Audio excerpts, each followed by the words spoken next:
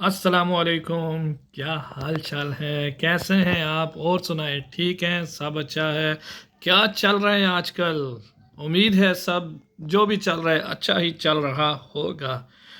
جی، آپ کو سب سے پہلے تو بتاتے چلیں، آج 28 فروری 2025 جمعۃ المبارک کا خوبصورت پیارا دن اختتام پذیر ہو چکا ہے۔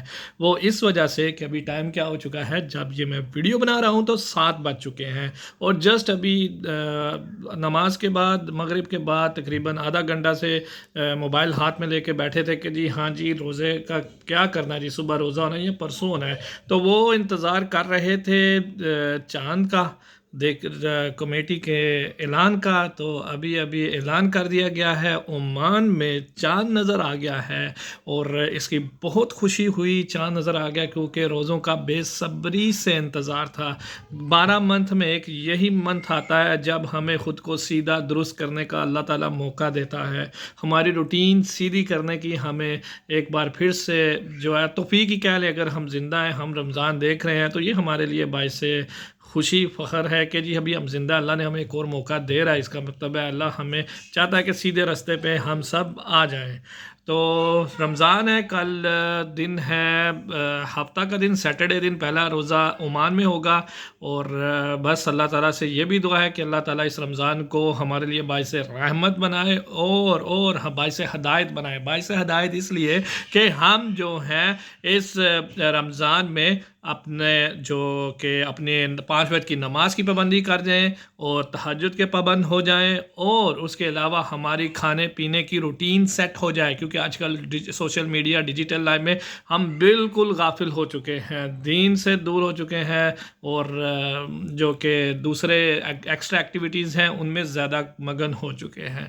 تو اس وجہ سے اللہ تعالیٰ ہمیں ہدایت دے اور دین پہ عمل کرنے کی توفیق عطا فرمائے، اور سیکھنے اور سمجھنا بھی نصیب فرمائے۔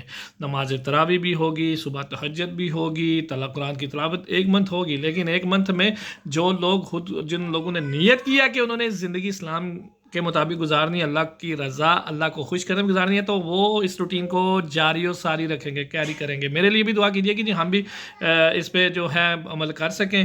ٹھیک ہو گیا؟